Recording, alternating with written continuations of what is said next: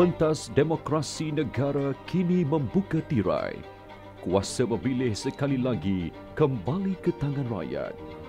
Setiap undi adalah penting bagi menentukan siapakah yang akan menjadi wakil untuk membawa suara mereka di Parlimen kelak. Parlimen terbukti menjadi pentas utama dalam menyuburkan demokrasi di Malaysia. Persoalannya, sejauh mana kematangan setiap wakil rakyat yang dipilih dalam menggubal dasar-dasar negara? Sebenarnya saya rasa pentas demokrasi Malaysia pada saat ini amat baik sekali. Kita sedang menuju kematangan sebenarnya dalam pendapat saya. Ramai orang kata demokrasi kita ni dah hancur, dah tak baik dan sebagainya. Saya tak setuju. Kerana pada pendapat saya sejak 2018 demokrasi kita dalam bahasa Inggerisnya flourishing, amat baik dan sedang menuju peringkat kematangan. Walaupun peringkat kematangan itu agak apa orang kata perlahan, tapi kita menuju ke arah tersebut. Bayangkan sejak 2018 kita telah mempunyai 3 kerajaan. Namun hasil daripada penukaran kerajaan itu, Parlimen Malaysia telah menjadi matang. Kita melihat kerjasama 100% ahli-ahli parlimen di dalam isu-isu yang membawa kebaikan kepada negara. So sebenarnya ahli-ahli parlimen kita ni mereka boleh menggembeling tenaga 100% ketika menangani isu-isu yang penting bagi Malaysia dan bagi rakyat. Jadi kita menuju kematangan itu. Contohnya kita dah ada perjanjian persefahaman di antara pihak kerajaan dan pihak pembangkang di bawah kerajaan Yang Amat Berhormat Perdana Menteri kita sekarang, Datuk Seri Ismail Sabri Yaakob. Itu tidak pernah dibuat sebelum ini. Tak pernah, orang ramai pun tak pernah dengar MOU sebegitu. Ianya berlandaskan kepada agreement yang apa kita panggil Confidence and Supply Agreement yang selalu dibuat di Eropah. Ini kali pertama kita buat. Itu adalah satu proses kematangan. Dan di dalam parlimen sendiri pembudayaan penggunaan Special Select Committee iaitu Jawatankuasa Pilihan Khas juga mula mengambil tempat, ya, dengan banyak kali kita bermesyuarat dan jawatankuasa itu begitu aktif. Dan oleh kerana itu saya mengatakan bahawa proses demokrasi kita sekarang ini amat baik. Suara-suara didengar.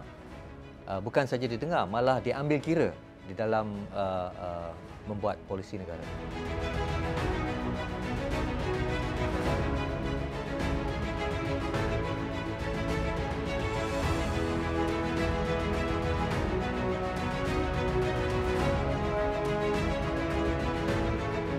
Saya mempengerusikan penjalanan majlis tersebut. Kita ada aturan urusan majlis, maka saya perlu ikut aturan-aturan tersebut. Dan saya juga ialah seorang yang perlu melaksanakan peraturan mesyuarat. Saya mesti laksanakan peraturan mesyuarat supaya penjalanan majlis itu teratur, kan, dan tidak kacau bilau. Ya, itu saya cuba dengan sedaya upaya saya. Sememangnya terdapat beberapa ketika di mana suasana itu agak di luar kawalan. Tetapi masalahnya ialah rakyat di luar sana dan netizen sebenarnya dia suka wawarkan peristiwa tersebut sahaja. Kita bersidang satu hari 8 jam, 9 jam, 10 jam pun biasa, kan. Tapi peristiwa-peristiwa yang di luar kawalan tu, yang kacau bilau tu sebenarnya hanya 5 minit je. 5 minit. Mungkin 10 minit, itu saja. Yang lain-lain tu masa tu kita membahaskan polisi negara, membahaskan rang undang-undang dan sebagainya. Jadi saya rasa kita perlu lihat the bigger picture, ya, gambaran yang besar, ya, dan tidak memberi perhatian hanya kepada peristiwa-peristiwa yang sensasi. Parlimen Malaysia berperanan penting sebagai semak dan imbang dalam segenap segi. Di sini, wakil-wakil rakyat yang dipilih bukan hanya datang dan pulang sebagai ahli parlimen, tetapi tanggungjawab besar tergantung di bahu mereka bagi memberi idea dan cadangan menerusi setiap perbahasan yang berlaku. Wakil kerajaan dan pembangkang perlu saling melengkapi dengan mengutamakan agenda negara berbanding politik kepartian. Peranan parlimen yang pertama sekali ialah peranan legislatif, peranan membuat undang-undang. Ya, itu seperti yang diperuntukkan dalam Perlembagaan Persekutuan.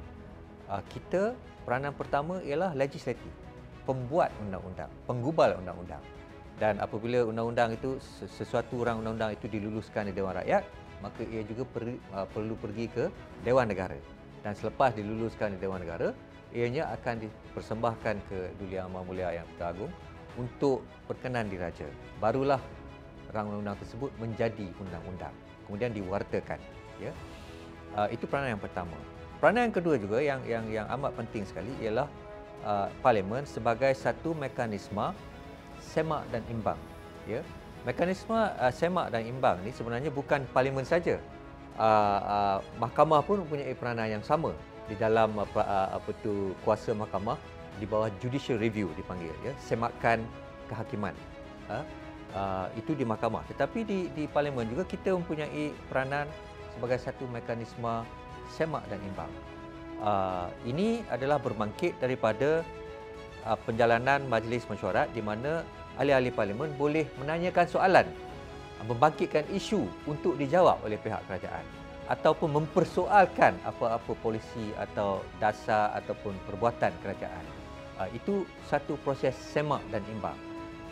Tetapi untuk memperkukuhkan proses semak dan imbang ini juga, sekarang kita telah tubuhkan 10 jawatankuasa pilihan khas. Jawatankuasa pilihan khas ni dia mempunyai 9 orang ahli dan 4 daripadanya ialah dari pembangkang dan 5 daripada pihak kerajaan. Dan pengurusinya ialah dari pihak pembangkang 5 jawatankuasa dan 5 jawatankuasa lagi pihak kerajaan.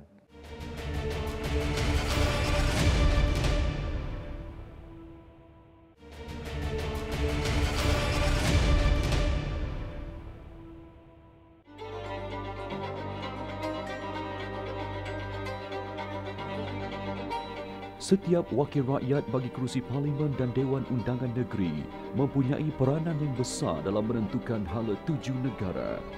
Wakil yang dipilih seharusnya berjiwa besar dengan meletakkan kepentingan negara mengatasi segalanya. Fungsi ahli parlimen ni sebenarnya di Dewan Rakyat ni ialah untuk pertamanya, bagi saya lah, pendapat saya ialah pertamanya melihat kepentingan negara, bukan kepentingan kawasan dia saja. Dia mesti melihat di dalam Dewan Rakyat mereka menggubal polisi untuk negara dan bukan polisi untuk kawasan dia saja. Itu yang pertama kita mesti ingat. Sebagai pengundi kita mesti ingat perkara itu.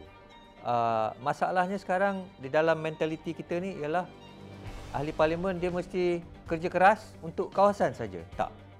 Sebenarnya tugas ahli parlimen yang pertama ialah kepada negara, kepentingan negara, ya. Dan sudah tentulah apabila terdapat isu-isu kawasan, maka dia juga perlu melihat isu-isu tersebut dan mencari penyelesaian untuk isu-isu kawasan beliau. Tetapi kepentingan seluruh negara datang mengambil prioriti yang pertama. Sebab itu dipanggil ahli parlimen. Dan di dalam undang-undang pilihan raya pun, kalau kita nak jadi ahli parlimen untuk kawasan A, katanya konstitusi A, kita tak perlu lahir dan dibesarkan atau tinggal di situ. Ya, kita warga negara Malaysia kat mana pun dia boleh jadi wakil rakyat ahli parlimen untuk kawasan A. Tapi kalau Dewan Undangan Negeri, dia mesti orang situ.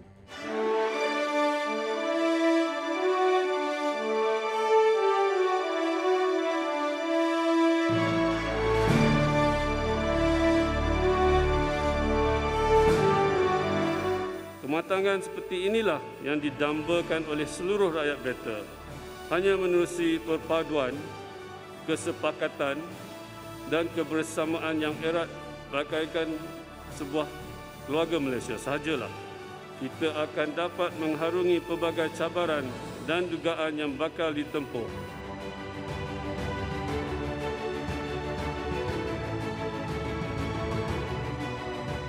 Dari segi performance tu, saya rasa kalau kita kurangkan politik di dalam Dewan, kita bahaskan polisi untuk kepentingan rakyat, saya rasa akan lebih baik performance kita lah. Ya. Memang ahli parlimen sebagai ahli politik tidak dapat lari daripada politicking ni, kan? Memang susah untuk tak mempolitikkan sesuatu isu tu. Tapi kalau kita boleh kurangkan sedikit, saya rasa kita dapat capai matlamat dan kita dapat capai lebih banyak lagi. Itu pendapat saya lah dan juga harapan saya. Kini masanya rakyat Malaysia menunaikan tanggungjawab memilih pucuk pimpinan baru negara. Satu undi anda membawa makna yang sangat besar kepada calon yang bakal membawa suara rakyat untuk tempoh 5 tahun mendatang. Senang aja. Analogi dia senang aja. 5 orang kita pergi restoran. Ya. Waiter tu datang nak makan apa? Ya. So 3 orang ni dia order lah roti canai, mi goreng, kuih tiaw goreng. Yang 2 ni tak nak order. Dia sibuk dengan telefon dia ke apa benda. Ya. Kemudian yang 3 orang ni order roti canai untuk 2 orang. So bila datang semua tu dia kata, aku tak order roti canai ni. Tapi yang 3 orang ni kata, yelah tadi kau tak order, kita order lah untuk you. Maukah kita macam tu? Dah lah tu roti canai buat tak sedap. And then kena bayar. So kalau kita sanggup macam tu, kita tak payahlah keluar mengundi. Tapi kalau kita tak sanggup macam tu, kita nak buat pilihan kita nak order makanan kita sendiri sebab kita yang kena bayar kan. Maka kita kenalah order. Maksudnya kita kena pergi mengundi lah. Itu contohnya kan. Kalau kita tak keluar mengundi ni, rugilah. Sebab itu hak kita nombor 1. Dan maukah kita membiarkan orang lain untuk menentukan masa depan kita? Saya tak mahu. Undi anda penentu masa depan negara yang lebih gemilang.